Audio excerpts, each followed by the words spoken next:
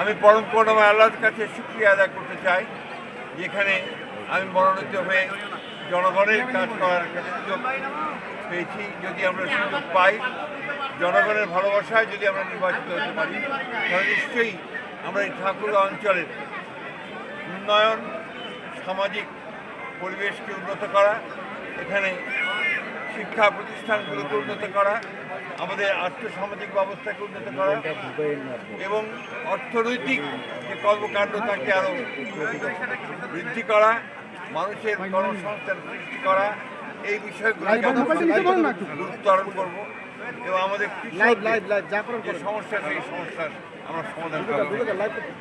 আমরা আগামী নির্বাচনে জনগণের কাছে, এই এলাকার জনগণের কাছে আমার আবেদন থাকবে, অনুরোধ থাকবে যে আপনারা দয়া করে এই অঞ্চলে পূর্বে যেভাবে আমাকে সমর্থন দিয়েছেন, এখনও সেইভাবে সমর্থন দিয়ে আমাকে ধানের শীর্ষে ভোট দিয়ে আমাকে আপনারা জয়যুক্ত করার জন্য আমাকে সাহায্য করবেন। আল্লাহ তাআলার কাছে দোয়া চাই, আল্লাহ তাআলা যেন আমাদের তৌফিক দেন, যেন আমরা সেইভাবে কাজ করতে পারি। জনগণের কাছে আবারও আমরা দোয়া চাচ্ছি।